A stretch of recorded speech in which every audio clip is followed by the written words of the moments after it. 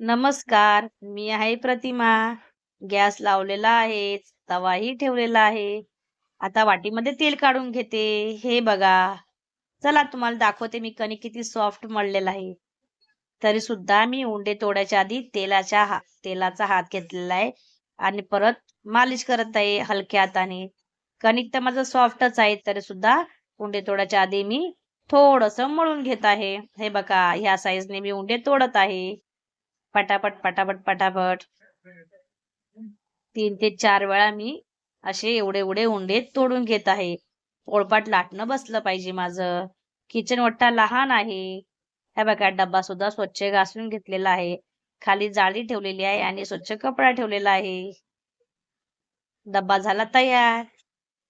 आता मी कोरडं पीठ काढून घेत आहे. हे घेतलं कोरडं पीठ काढून. चपाती आता फायनली सुरुवात केली लाटायला.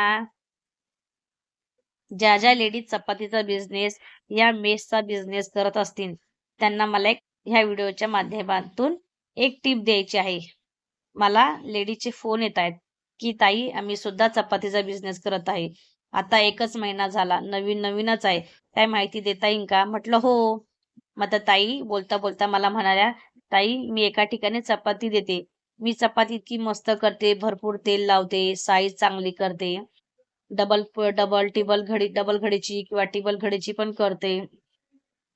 तरी सुद्धा मला कस्टमर त्रास देत आहे की तुमची चपाती कडक होत आहे. कस्टमर मला रेट कमी कर म्हणतायत.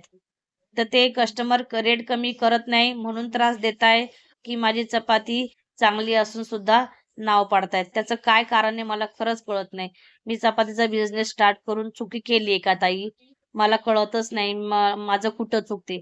अशा त्या ताईंचं मला म्हणणं होतं. त्यांनी मला डायरेक्ट व्हिडिओ बघून मला फोन केला होता. तर त्यांना मी एक गोष्ट समजवली. ती म्हणजे ते कणिक मळताना कडक मळायची आणि चपाती लाटल्यानंतर ती चपाती नरम दिसायची आणि थोड्या वेळाने कस्टमरकडे 1-2 तासांनी चपाती कडक व्हायची. आता कस्टमर त्यांना सांगत होता, त्यांचं ते बरोबर होतं. ते कस्टमर काय त्यांना चुकीचं बोलत नव्हता. कस्टमरची कंप्लेंट अगदी बरोबर होती. पण ताईंच्या लक्षात येत नव्हती. कारण की तुम्ही जर कडक कणिक मळून चपाती लाटल्यानंतर ती तुम्हाला असं वाटतं की माझी चपाती तर नरम येते.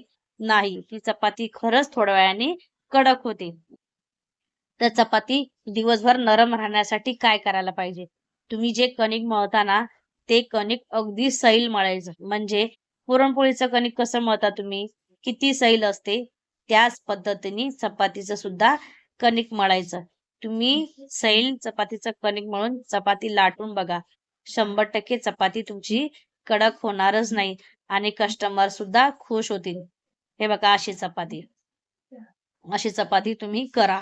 दुसरी गोष्ट, पहिली टीप झाली चपाती नरम राहायची. दुसरी टीप, चपाती काळे डाग का पडतात पटकन लगेच. तुम्ही चपाती भाजताना जेव्हा तुम्हाला चपाती आता डब्यात ठेवायची, काढायची त्यावरनं, काढायच्या वेळी चपातीला तेल लावायचं, चपाती उलटपालट करायची आणि लगेच तव्यावरची चपाती काढायची. त्याच्याने चपातीला काळे डाग लागत नाही. तिसरी गोष्ट, जेव्हा तुम्ही चपाती तव्यावरनं काढली की लगेच गॅस बारीक करायचा आणि पोळपाटावरची चपाती जेव्हा तुम्ही तव्यावर टाकता तेव्हा गॅस लगेच मोठा करायचा.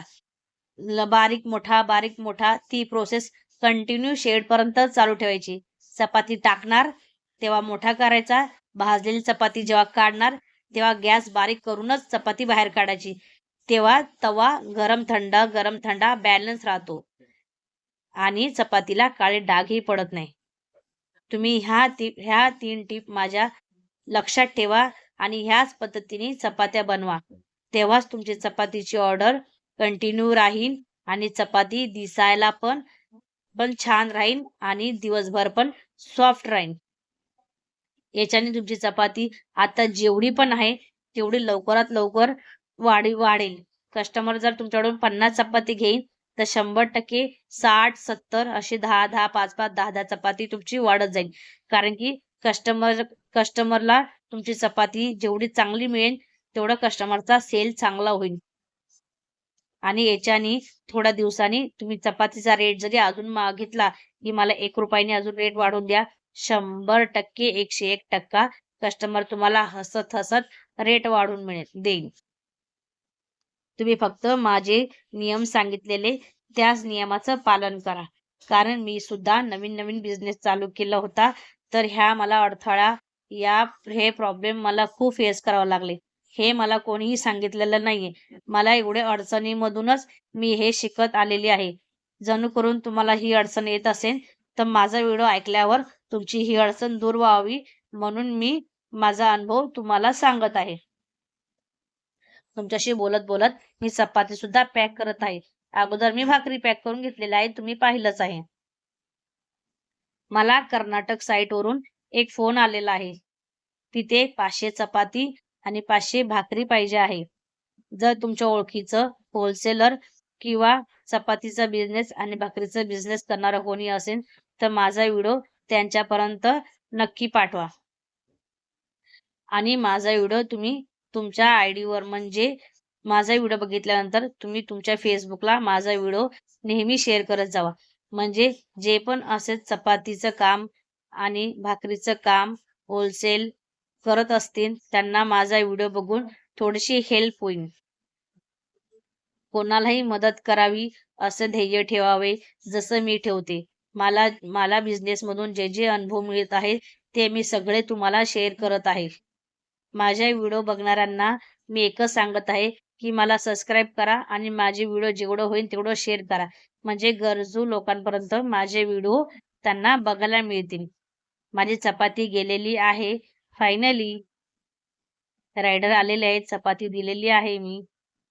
मला तुम्ही व्हिडिओ आवडला असेल तर लाईक